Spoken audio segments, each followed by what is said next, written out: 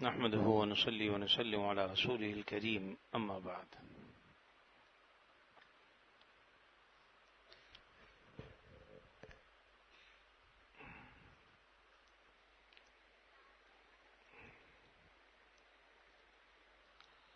حضرت کی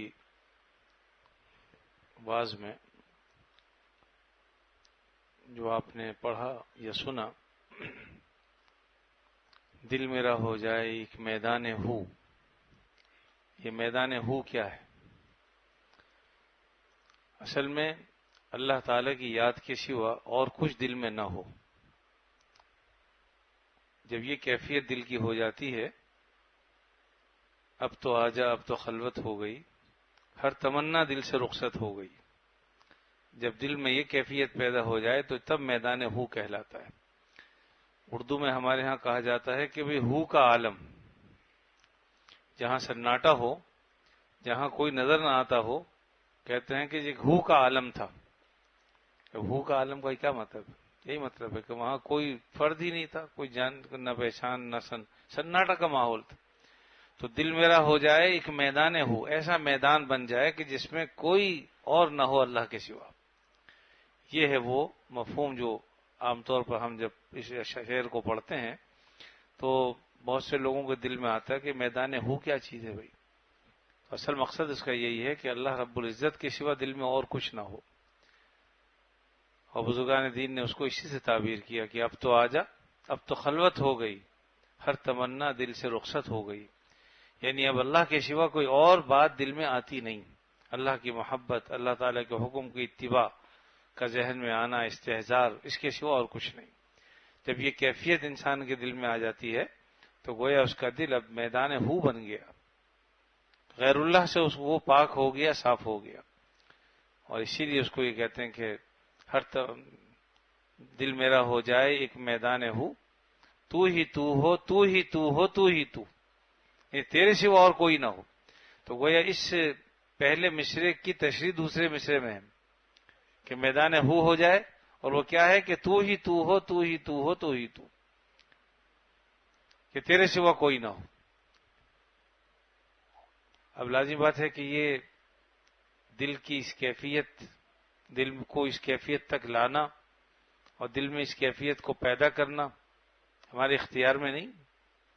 البتہ وہ طریقے ہم اختیار کر سکتے ہیں کہ جس کی وجہ سے اللہ کی محبت دل میں سرایت کر جائے. اور اس کے دو طریقے ہیں.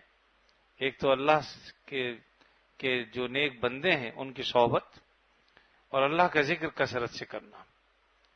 اور اسی طریقے سے اللہ تعالیٰ کی نعمتوں کا استحضار طبیعت کے اندر. جتنی نعمتوں کا استحضار ہوگا ہمارا قلب اللہ کے آگے جھکے گا، کیونکہ اللہ کی نعمتیں ہیں بے شمار. صبح سے لے کر شام تک جو ہمارے اوپر برستی ہیں، ہم قرب و جوار میں دائیں بائیں آگے پیچھے اللہ کی نعمتیں دیکھتے ہیں بے پناہ. تو جتنی نعمتیں ہم یہ سمجھیں گے کہ یہ اللہ کی نعمت ہے، اللہ نے عطا کی ہے. تو انسان بہرحال اللہ نے احسان کا بندہ ہوتا ہے. انسان اگر کوئی کسی پر احسان کرتا ہے تو یقیناً وہ اس احسان کی وجہ سے جھکتا ہے اس کے آگے. تو جب اللہ رب العزت کے احسان کو مانے گا، اس کے انعامات کو مانے گا، اس کی نعمتیں انسان کے ذہن میں آئیں گی تو یقیناً پھر اس کا قلب جو ہے وہ اللہ کی طرف جھکے گا. یعنی اللہ کے حکم پر اس کا دل چاہے گا عمل کرنے کو، کہ جب اللہ نے اتنی نعمتیں مجھے عطا فرمائی ہیں تو میں اللہ کے حکم کی تعمیل کیوں نہ کروں، اللہ تعالیٰ کے حکم پر کیوں نہ چلوں. تو یہ ہے اصل میں دل میرا ہو جائے ایک میدان ہو، تو ہی تو ہو، تو ہی تو ہو، تو ہی تو. اور میرے تن میں بجائے آب و گل. اللہ تعالیٰ نے انسان کو پیدا کس سے کیا ہے؟ پانی اور مٹی سے. گارے سے پیدا ہوا نا، کھنکتے ہوئے مٹی سے اللہ نے پیدا کیا. غالباً ایک روایت میں آتا ہے کہ جب حضرت آدم علیہ السلام کو بنانا مقصود تھا تو بعض روایتوں سے پتہ چلتا ہے اللہ تعالیٰ نے ایک فرشتے کو بھیجا زمین پر کہ جاؤ اور ایک مٹھی مٹی لے کر آؤ. وہ مٹھی ہمارے جتنی نہیں ہے، چھوٹی سی مٹھی. فرشتے کو بھیجا تھا. لازم بات ہے کہ وہ اپنا ایک پر مارے گا تو پوری جگہ زمین کی وہاں سے وہ اٹھ کے آ جائے گی. تو بہرحال وہ جب لینے کے لیے آئے تو زمین نے رونا اور مچلنا شروع کر دیا کہ تم میری مٹی لے کر جا رہا ہو، اور پھر مجھ سے جو ہے وہ انسان بنیں گے، اور یہ انسان گناہ کرے گا تو کوئی جہنم میں جلے گا، تو گویا تم مجھے جہنم میں ڈالو گے۔ اللہ کے واسطے دیے اس نے کہ خدا کے لیے مجھے نہ لے کے جاؤ۔ فرشتے واپس چلا گیا، دوسرے کو بھیجا، اس نے جب چاہا کہ پر مارے اور مٹی نکال لے، اس نے بھی اللہ کے واسطے دیے، بہت روئی زمین، گڑ گڑائی، نتیجہ یہ کہ وہ بھی واپس چلی گئی۔ اور پھر تیسرے فرشتے کو بھیجا تو اس نے بھی آ کر جب چاہا کہ مٹی اٹھا لیں لے جائیں، تو اتنا روئی گڑ گڑائی، اللہ کے واسطے دیے کہ وہ بھی چلے گا۔ پھر چوتھے فرشتے کو اللہ نے بھیجا اور وہ انہوں نے زوردار پر مارا اور مٹی اٹھا لی، وہ بہت روئی گڑ گڑائی، عاجزی دکھائی، اللہ کے واسطے دی۔ انہوں نے کہا بھائی میں نہیں جانتا، میں تو حکم کا بندہ ہوں، اللہ تعالیٰ نے حکم دیا ہے تو بس لے کے جانا ہے، اب تو چاہے رو گڑ گڑا کچھ بھی کر، مجھے تو اللہ ہی جس کے تو واسطے دے رہی ہے اسی نے مجھے حکم دیا ہے، لے کے چلے گا۔ بعض اوقات اللہ تعالیٰ بھی پوچھ لیتے ہیں کہ میرے بندی میرے فرشتے تو مٹی لے کے آ گیا، میری بندی تیرے سامنے روئی گڑ گڑائی عاجزی دکھائی، لیکن تو نے ایک نہیں سنی اس کی۔ کہا کہ یا اللہ ایک طرف اس کا رونا گڑ گڑانا اور عاجزی کرنا تھا، اور ایک طرف تیرا حکم تھا، میں نے تیرے حکم کو ترجیح دی۔ فرمایا کہ ٹھیک ہے، بس پھر آج سے ہم تمہیں ملک الموت مقرر کرتے ہیں۔ یہ حضرت اسرائیل تھے کہ تمہارا کام اب یہ ہے کہ تم انسانوں کی روح کو قبض کرو گے۔ تو اب انہیں دل میں خیال آیا کہ روح قبض کروں گا تو یہ تو بڑا مشکل کام ہو گیا، جس کی روح قبض کروں گا وہ مجھ سے شاکی رہے گا، اس کو مجھ سے شکوہ ہوگا۔ تو اللہ سے کہا کہ یا اللہ اس طرح تو ہر آدمی مجھے برا بھلا کہے گا کہ میں کسی کے بیٹے کی روح قبض کروں گا، کسی کے باپ کی کروں گا، کسی کی دادی کی، کسی کی دادا کی، کسی کی بیٹے کی، تو لوگ تو مجھے برا بھلا کہیں گے۔ فرمایا کہ تمہارا تو نام بھی نہیں آئے گا، ہم ایسے اسباب پیدا کر دیں گے دنیا میں کہ تمہارا تو کوئی نام بھی نہیں لے گا۔ کوئی کہے گا ہارٹ اٹیک سے مر گیا، کوئی کہے گا برین ہیمریج ہو گیا، کوئی کہے گا کہ بس گرا اور دماغ پہ چوٹ لگی اور مر گیا۔ تو بات یہ ہے کہ آج آپ دیکھ لیجئے، فرشتہ کا تو کوئی نام ہی نہیں لیتا کہ ملک الموت آیا اور اس کی روح قبض کر کے لے گیا۔ تو آج ہر شخص جو ہے وہ اسباب میں تو کھویا ہوا ہے، لیکن مسبب الاسباب کی طرف نگاہ نہیں۔ حالانکہ ایک مومن کا عقیدہ یہ ہونا چاہیے کہ کوئی آدمی مر نہیں سکتا جب تک اس کی موت کا وقت نہ آ جائے۔ بہرحال اصل بات کہنا یہ چاہ رہا تھا کہ اللہ نے انسان کو مٹی سے پیدا کیا، کھنکتی ہوئی مٹی سے پیدا کیا۔ وَلَقَدْ خَلَقْنَا الْإِنسَانَ مِنْ صَلْصَالٍ مِّنْ حَمَإٍ مَّسْنُونٍ۔ تو جب وہ مٹی وہاں چلی گئی تو اب اس مٹی پر ایک بادل نے پانی برسانا شروع کیا۔ بعض روایات میں آتا ہے کہ 40 برس غالباً ایک بدلی نے پانی برسایا اس میں۔ اب وہ کتنی بڑی زمین ہوگی، کتنی مٹی ہوگی، اللہ تعالیٰ ہی جانتے ہیں، اسی لیے میں نے کہا کہ وہ مٹھی ہماری نہیں۔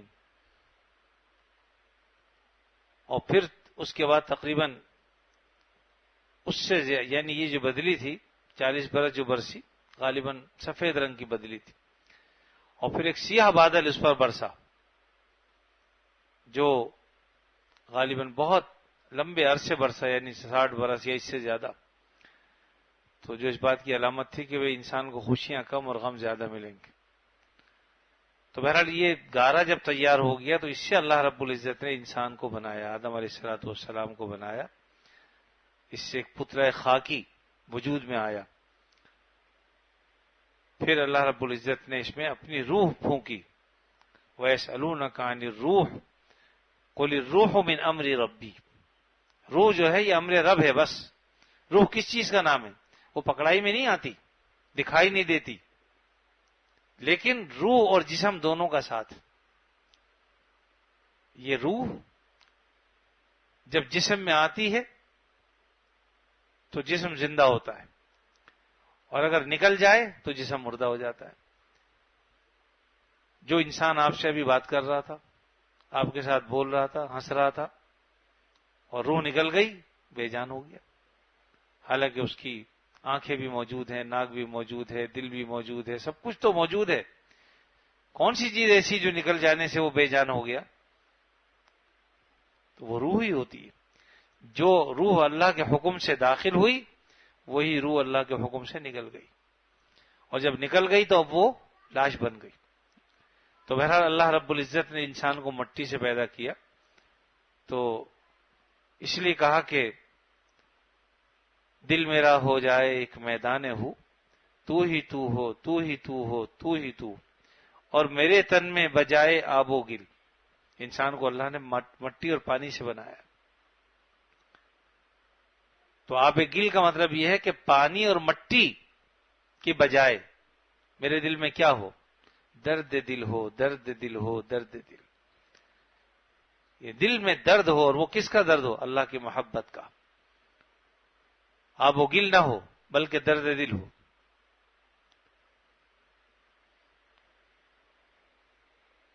آگے کیا ہے؟ غیر سے بالکل ہی اٹھ جائے نظر، یعنی غیروں کی طرف میری نگاہ نہ جائے، اور جدھر دیکھوں میں صرف تو ہی تو نظر آئے. تو یہی وجہ ہے کہ جن کو اللہ تعالیٰ دیدہ بینا دیتا ہے، جیسے کہ آپ نے اشعار میں سنا نا، دیدہ بینا، دیدہ بینا. دیدہ بینا کا مطلب وہ ہوتا ہے کہ وہ آنکھیں جو دیکھنے والی آنکھیں ہیں.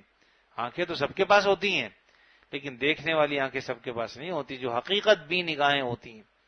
ایک حقیقت کو دیکھنے والی نگاہ ہے، اور ایک وہ ہے کہ وہ بس ہماری جیسی نگاہیں سب.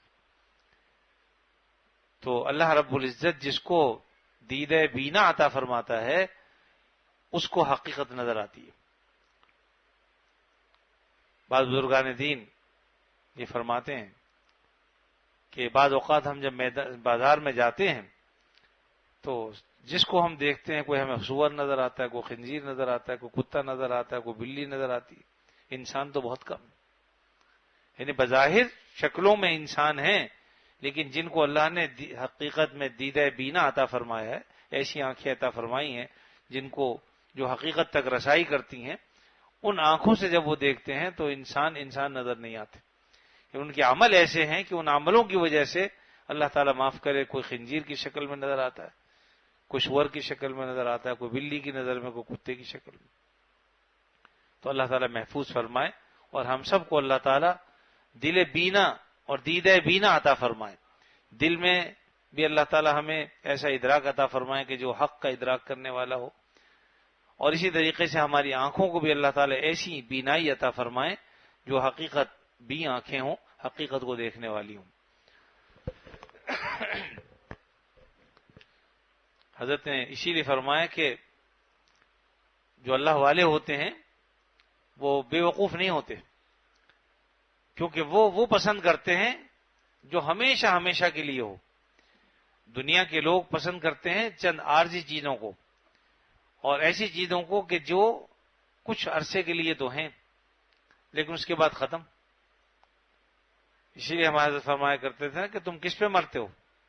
مٹی کی عورتوں پر، مٹی کے انسانوں پر، مٹی کی بریانی، یہ سب کھایا پیا کیا ہوتا ہے؟ مٹی بن جاتا ہے. لیکن فرمایا کہہ رہے بھائی دل اس کو دو جس نے دل بنایا ہے. تم مٹی پر مرتے ہو. جتنے بھی مرد ہیں، عورتیں ہیں، یہ سب مٹی کے بنے ہوئے.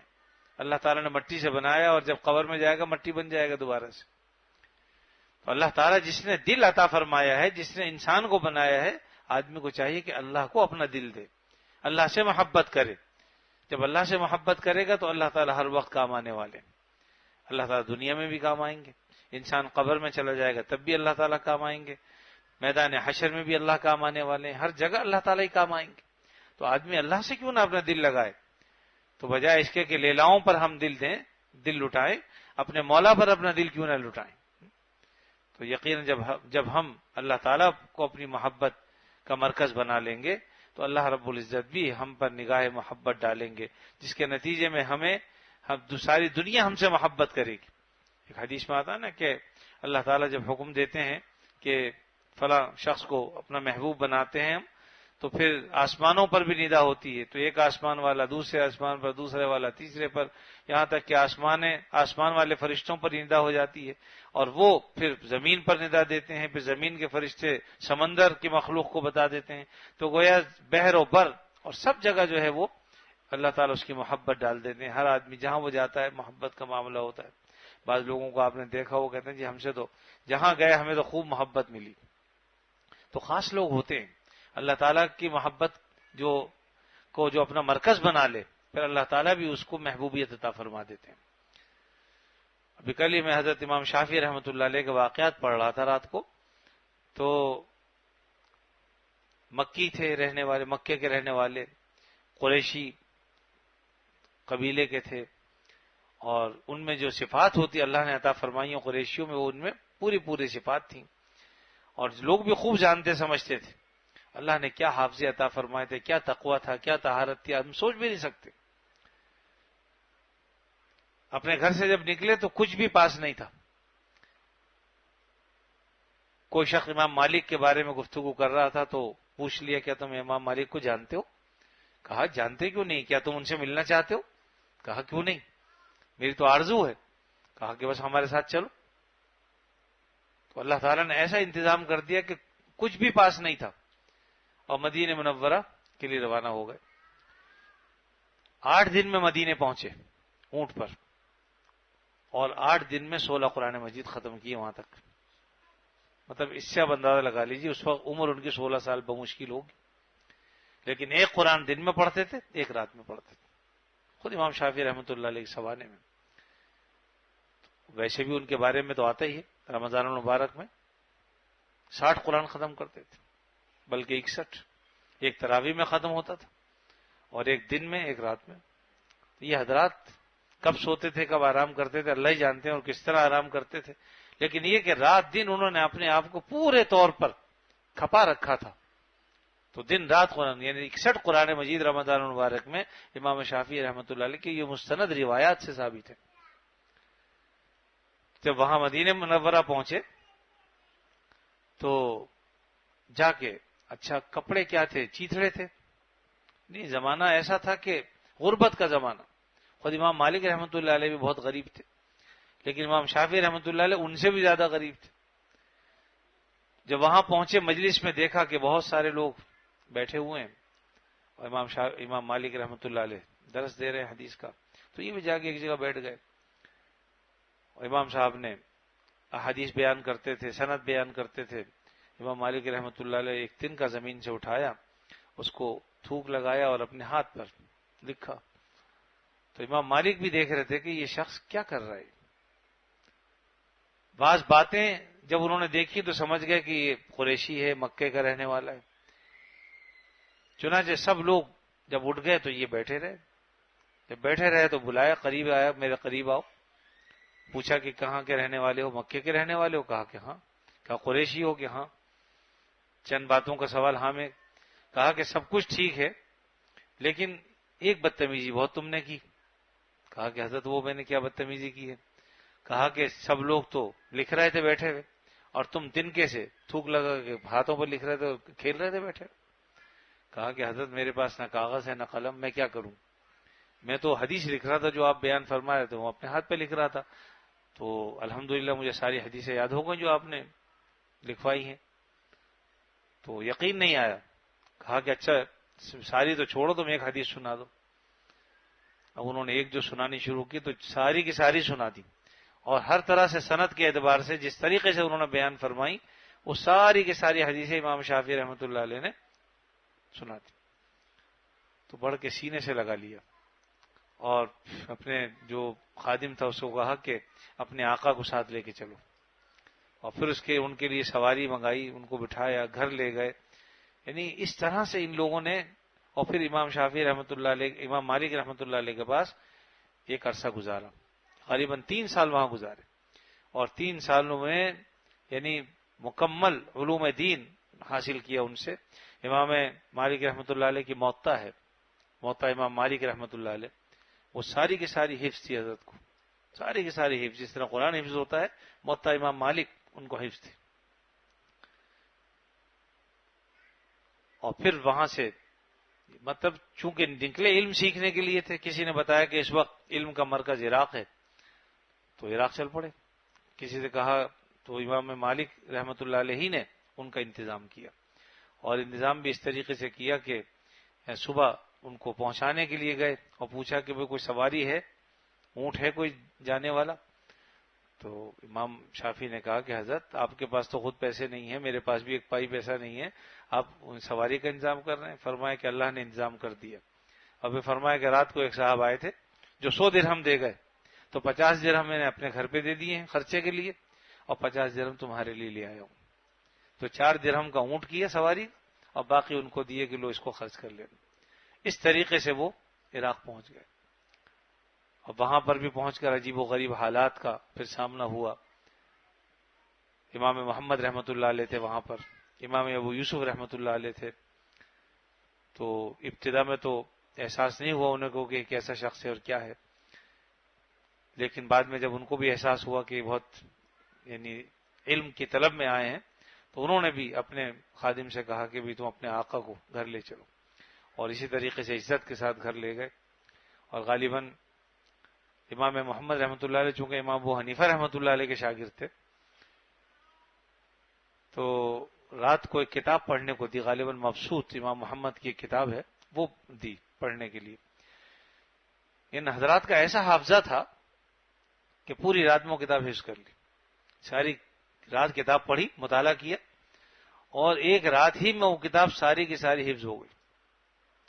دوسرے دن امام محمد رحمۃ اللہ علیہ جب درس کے لیے بیٹھے، کسی شخص نے مسئلہ پوچھا، امام صاحب نے جواب دیا، تو چونکہ یہ کتاب تو پوری دیکھ چکے تھے، تو امام صاحب سے کہا کہ حضرت اگر آپ برا نہ مانیں تو اس میں تھوڑا سا آپ کو تسامح ہو گیا ہے،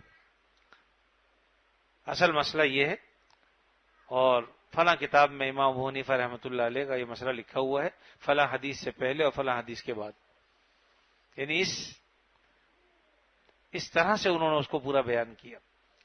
تو امام محمد رحمۃ اللہ علیہ نے ان کو دیکھا، کہا کہ اچھا، کہا کتاب منگائی، کتاب منگوائی، تو جس طرح انہوں نے فرمایا تھا اسی طریقے سے وہ مسئلہ لکھا ہوا تھا۔ تو فرمایا کہ پھر جو ہے وہ اور بھی زیادہ عزت ان کی نظر میں ہو گئی، لیکن پھر کوئی اور کتاب مجھے نہیں دی انہوں نے۔ تو بہرحال ایک عرصے تک وہاں رہے امام محمد رحمۃ اللہ علیہ کی خدمت میں، پھر وہاں سے کسی نے بتایا کہ امام مالک رحمۃ اللہ علیہ کو اللہ تعالیٰ نے بہت مال و دولت عطا فرما دیا، یعنی پہلے تھے امام الفقراء، فقیر تھے، بالکل کچھ نہیں تھا، اور اب جب سنا تو دل میں خواہش مچلی کہ استاد کو پہلے میں نے دیکھا ہے غربت کی حالت میں، اب میں امارت کی حالت میں دیکھوں گی، ان کی حالت بدل تو نہیں گئی؟ چنانچہ پھر اسی طریقے سے کسی طرح سے پہنچے، مدینہ منورہ آئے، اور مدینہ منورہ آ کے مجلس میں ایک جگہ بیٹھ گئے، دیکھا کہ امام صاحب کے لیے بہت ہی عالی شان قسم کی مسند بچھائی گئی، اور امام صاحب تشریف لائے تو بہت عالی شان جبہ اور قب پہنا ہوا تھا، یہاں تک کہ کئی لوگوں نے ان کا اس جبے کو اٹھا رکھا تھا، یعنی قیمتی جبہ تھا۔ تو بڑی شان کے ساتھ آ کے مسند پر بیٹھے، اور پھر آ کر کچھ جرح کی، اپنے شاگردوں سے کچھ سوالات کیے۔ تو ایک سے سوال کیا تو وہ صاحب جواب نہیں دے سکے، تو امام مالک رحمۃ اللہ علیہ ایک دیہاتی کے پاس بیٹھے ہوئے تھے جو بالکل ان پڑھ تھا، جاہل آدمی تھا، اس کے کان میں امام صاحب نے اس کو جواب دیا کہ اس کا جواب یہ ہے، تم کھڑے ہو کے جواب دے دو۔ تو وہ کھڑا ہو گیا، اس نے جواب دے دیا، امام صاحب نے اس کی طرف دیکھا نہیں، امام مالک نے، اور اپنے شاگردوں سے ہی وہ جواب سوال کرتے رہے، چنانچہ اگلا سوال بھی شاگردوں سے کیا، اس کا جواب بھی ان کو نہیں آیا، تو امام صاحب نے ان کے کان میں کہا کہ اس کا جواب یہ ہے، کھڑے ہو کے جواب دے دو۔ انہوں نے اس کا بھی جواب دے دیا، امام صاحب نے پھر بھی نہیں دیکھا اس کی طرف، اور اپنے شاگردوں سے ہی جرا کرتے رہے۔ پھر تیسرا سوال اسی طریقے سے امام صاحب نے کیا، اور لوگوں کو نہیں آیا، تو انہوں نے کہا کہ اس کا یہ جواب۔ اب امام مالک رحمۃ اللہ علیہ متوجہ ہوئے کہ بھئی تو وہاں بیٹھا ہوا ہے، تیری جگہ وہاں نہیں ہے، یہاں ادھر آؤ، قریب آ کے بیٹھو۔ تو ثابت کرنا پڑتا ہے آدمی کو آگے بڑھنے کے لیے کہ بھئی اہلیت پیدا ہو گئی ہے۔ فرمایا کہ آگے آ جاؤ۔ اب آگے بلا لیا تو پوچھا کہ تم نے فلاں کتاب پڑھی کہ نہیں، فلاں کتاب دیکھی کہ نہیں، وہ نظر سے گزری ہے نہیں، ہر بات کریں تو کہا جواب کیسے دے رہا ہو؟ کہا کہ میرے برابر میں ایک صاحب بیٹھے ہوئے تھے، وہ میرے کان میں پھونکتے تھے، تو جو وہ پھونکتے تھے میں بولتا تھا۔ اب انہوں نے دیکھا تو کہا کہ بھئی تم ادھر آ جاؤ، تو 3-4 سال بعد ملاقات ہوئی تھی، فرمایا کہ شافعی ہو؟ امام شافعی تھے، ادریس نام ہے اصل میں اور شافعی لقب ہے. تو کہا کہ شافعی ہو؟ فرمایا کہ ہاں. تو کھینچ کے اپنے گلے سے لگا لیا. بہرحال یہ حضرات تھے، اللہ تعالیٰ نے ان کو ذہن بھی ایسے عطا فرمائے تھے، علم بھی ایسا عطا فرمایا تھا، تقوی بھی تھا، طہارت بھی تھی. بہرحال بات بھی یہ کر رہا تھا کہ امام مالک رحمۃ اللہ علیہ کے حالات انہوں نے دیکھے کہ امام صاحب کے پاس ماشاءاللہ قیمتی سے قیمتی جوڑے، اور ایک دو نہیں، 200-300 جوڑے ان کے پاس موجود، دراہم و دینار بکثرت موجود، گھر پہلے کٹیا سی تھی اب محل پورا بہترین موجود. تو امام شافعی رحمۃ اللہ نے جب یہ دیکھا تو تھوڑا سا وہ ہوا کہ تقوی اور طہارت میں تو کوئی فرق نہیں آیا. تو امام مالک رحمۃ اللہ علیہ بھانپ گئے، فرمایا کہ میاں تم جس حال میں چھوڑ گئے تھے دل ویسا ہی ہے ہمارا. کہا کہ جو کچھ میرے پاس ہے سب تمہارا. وہ گھوڑے یعنی کئی سو کی تعداد میں تھے، وہ سب کہا کہ یہ سب تمہارے، یہ درہم و دینار یہ سب تمہارے، یہ جتنے بھی جوڑے ہیں یہ سب کے سب تمہارے. بہت کچھ ان کو عطا فرما دیا. تو امام شافعی رحمۃ اللہ علیہ نے فرمایا کہ حضرت میرے ورثاء بھی زندہ ہیں، آپ کے بھی ورثاء زندہ ہیں، تو زبانی تو بات چیت مکمل نہیں ہوتی. آپ کا انتقال ہو گیا تو کل کو آپ کے وارث چھین لیں گے مجھ سے تو سارا کچھ. امام صاحب فرمانے لگے کہ یہاں بھی تم علم سے کام لے رہے ہو، اور پھر آپ نے لکھ کے دے دیا کہ یہ سب کچھ تمہارا. بہرحال بہت کچھ امام شافعی رحمۃ اللہ علیہ کو امام مالک رحمۃ اللہ علیہ نے دیا، اور اس حال میں ان کو روانہ کیا مکہ مکرمہ. یعنی غالباً اس وقت ان کی 24 سال کی عمر ہو گئی تھی، 16 سال کی 15 سال کی عمر سے گھر سے نکلے تھے. تو اب اتنی عمر ہو گئی تھی، اور لیکن اس وقت جب روانہ ہوئے تو ان کے ساتھ سینکڑوں جو ہے وہ گھوڑے اور اونٹ تھے، اور بے شمار جو ہے وہ جوڑے شاندار قسم کے، اور اسی طریقے سے بہت کچھ ان کے ساتھ تھا. ان کی والدہ مکہ مکرمہ میں تھیں، اپنی والدہ سے ملے، سلام کیا، اور وہ بھی خوش ہوئی دیکھ کے. ایک اور محترمہ تھی خالہ، جس طرح خالہ خالہ کر کے ہوتی ہیں محلے کی، ان کو بھی سلام کیا انہوں نے جواب دیا. تو اس کے بعد جب گھر جانے لگے تو اماں نے دیکھیے والدہ کیسی تھی، میں جو بات کہنا چاہ رہا ہوں اصل میں یہ تھی. والدہ نے کہا کہ کہاں جا رہا ہوں؟ کہا گھر چلتے ہیں. کہا کہ جب گئے تھے تو فقیر تھے، اب آئے تو تمہارے پاس بے شمار چیزیں ہیں، تو گھر ایسے ہی چلے جاؤ گے؟ کہا پھر؟ کہا کہ اعلان کرو، جس کے پاس پہننے کے لیے نہیں آ کے لے لے، جس کے پاس سواری نہیں ہے جانور لے لے، جس کے پاس پیسے نہیں درہم و دینار آ کر وصول کر لے. فرمایا کہ لوگوں کو اطلاع ہو گئی، دور دور سے لوگ آئے، کوئی سواری لے گیا، کوئی کپڑے لے گیا، کوئی درہم و دینار لے گیا، اور لے جانے کے بعد ان کے پاس صرف 50 درہم باقی بچے، اور ایک جوڑا جو پہنا ہوا تھا، سب ختم. پھر ماں بھی ایسی تھی تو کہا اب گھر چلو. یہ ہے قریشی، نبی کریم صلی اللہ علیہ وسلم کا قبیلہ قریش. اور پھر شہرت ہو گئی دور دور، امام مالک رحمۃ اللہ علیہ تک بھی پہنچ گئی بات. ان کا بھی جواب نہیں. انہوں نے فرمایا کہ جو کچھ میں نے تمہیں دیا تھا ہر سال اتنا یا اس سے بھی زیادہ ملتا رہے گا، فکر مت کرنا. اللہ تعالیٰ جو ہمیں دے رہا ہے وہ ہم اس کو اپنے پاس جمع کر کے نہیں رکھ رہے، وہ سب تمہارے لیے. جب تم آگے دے رہے ہو اللہ کے لیے تو ہمیں بھی دینے میں کوئی وہ نہیں. اس سے اندازہ لگائی کہ ان حضرات کے پاس مال تھا، لیکن وہ مال اللہ کے لیے تھا، اس کی وجہ سے دل تبدیل نہیں ہوا تھا. ہم اور اب جائزہ لیتے ہیں تو یقیناً بہت کمی پاتے ہیں، اتنی کمی کہ ہم سوچ ہی نہیں سکتے، تصور ہی نہیں کر سکتے. بلکہ یہ واقعات سناتے ہوئے بھی شرم آتی. چہ نسبت خاک را با عالم پاک. تو آج ذہن میں میرے یہی تھا، شروع میں آیا تھا کہ امام شافعی رحمۃ اللہ علیہ کے حالات تھوڑے سے بیان کروں گا تاکہ کچھ ہم تھوڑی بہت نقل کریں. ہم سب کچھ تو نہیں دے سکتے، لیکن جو ہم سے ہو سکے کسی کی مدد کرنا اللہ کے لیے وہ کر دیا کریں. اور مال سے اتنی محبت دل میں نہ رکھیں بالکل کہ اس کے لیے ہم اپنا دین بھی قربان کر دیں اور اپنا سب کچھ قربان، بلکہ اللہ رب العزت پر سب کچھ ہم قربان کر دیں. دل میں اللہ رب العزت کی محبت اور عظمت ایسی قائم ہو، اللہ تعالیٰ محروم نہیں فرماتے. تو بہرحال یہ حضرات تھے، اللہ تعالیٰ اپنے فضل خاص سے ان حضرات کے درجات کو بلند فرمایا. 1400 سال گزر گئے لیکن ان حضرات کے تذکرے آج بھی ویسے ہی زندہ ہیں، اور ان کے حالات ویسے کے ویسے ہیں. آپ اندازہ لگائیے کہ اللہ نے ان کے ذکر کو کیسا تازہ رکھا ہے. اتنا عرصہ گزرنے کے باوجود بھی امام شافعی، امام احمد، امام مالک رحمہ اللہ، امام ابو یوسف، امام محمد الشیبانی رحمہ اللہ، یہ سارے کے سارے حضرات چاند اور سورج اور ستارے تھے جو آج بھی چمک رہے ہیں آسمان پر. جس طرح علم جو ہے وہ، جس میں علم ہوتا ہے تو علم کی روشنی پورے عالم میں پھیلتی ہے اس کی، اسی طریقے سے اللہ نے ان کو جو علم عطا فرمایا تھا اس کی روشنی سے بھی پورا عالم آج منور، اور پورے عالم اسلام ان حضرات کو جانتا ہے، اور ان کی جو کوششیں تھیں اور ان حضرات کی جو کاوشیں تھیں ان سب کو سلام عقیدت پیش کرتے ہیں. اللہ تعالیٰ اپنے فضل و کرم سے کوئی درجہ ہمیں بھی عطا فرماتے. وآخر دعوانا الحمدللہ رب العالمین. کتنا وقت باقی ہے؟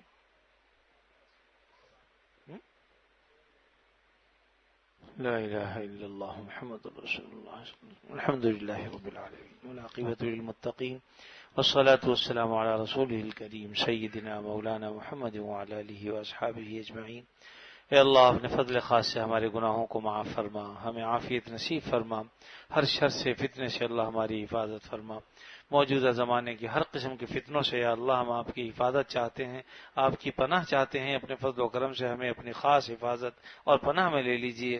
ہمیں غیروں کے حوالے نہ فرمائیے اے اللہ، ہمیں ہمارے نفس کے اور شیطان کے حوالے نہ فرمائیے اے اللہ. ہمیں رمضان المبارک کے حوالے سے ابھی سے یا اللہ کام کرنے کی توفیق عطا فرما دیجئے، تیاریوں کی توفیق عطا فرما دیجئے اے اللہ. اپنی محبت ہمارے دل میں پیدا فرما دیجئے اے اللہ. امام مالک، امام شافعی اور دیگر ائمہ کرام تیرے محبوب بندے تھے یا اللہ، برگزیدہ بندے تھے اے اللہ. کوئی درجہ ہمیں بھی عطا فرما دیجئے اپنے فضل و کرم سے یا اللہ. جس درجے کی یہ آپ سے محبت فرماتے تھے اور جس درجے کا علم آپ نے انہیں عطا فرمایا تھا اے اللہ، اس کا کچھ ذرہ کوئی حصہ ہمیں بھی عطا فرما دیجئے اے اللہ. ہمیں تقوی عطا فرمائیے، طہارت عطا فرمائیے، اپنے اے اللہ دل میں اپنی محبت عطا فرما دیجئے اے اللہ. اپنی محبت عطا فرما دیجئے یا اللہ. اپنے فضل و کرم سے بیماروں کو شفا عطا فرما دے. سلیمان شکور صاحب بیمار ہیں، اسلم سلیمان گناترا صاحب بیمار ہیں اور غالباً کینسر ہے، ان کے لیے دعا فرمائیے. اللہ تعالیٰ شفا کامل عاجل عطا فرما دیں. ہمارے بھائی اقبال کی والدہ بیمار ہے، ان کے لیے بھی دعا فرمائیے. ایک بچی بیمار ہے، بلکہ اس کے ڈلیوری کیس ہے تو دعا فرمائیے. پیچیدگی ہیں کچھ، اللہ تعالیٰ آسان فرما دیں. اسی طرح اس کی والدہ بیمار ہے، دعا فرمائے اللہ اسے بھی شفا کامل عطا فرمائے. ہم میں ہمارے عزیزوں میں رشتہ داروں میں جو بھی بیمار ہیں اے اللہ، آپ بیماروں سے بھی واقف ہیں، بیماریوں سے بھی، سب کو شفا کامل عاجل عطا فرما. اور ہم میں سے کسی کو کسی کا محتاج نہ بنا. جب تک زندہ رہیں آپ صلی اللہ علیہ وسلم کی تعلیمات پر دل و جان سے عمل کی توفیق عطا فرما. جتنے حضرات یہاں آئے ہوئے ہیں، خواتین میں جو خواتین آئی ہوئی ہیں یا اللہ، سب کی جائز حاجتیں پوری فرما اے اللہ. کسی کا محتاج نہ بنا، کسی کے آگے ذلیل نہ فرما، رسوا نہ فرما. جب تک زندہ رہیں آپ صلی اللہ علیہ وسلم کی تعلیمات پر دل و جان سے عمل کی توفیق عطا فرما. اور جب وقت آخر آئے خاتمہ ایمان پر فرما. صلی اللہ تعالی علی خیر خلقہ محمد وعلی آلہ واصحابہ اجمعین. آمین برحمتک یا ارحم الراحمین.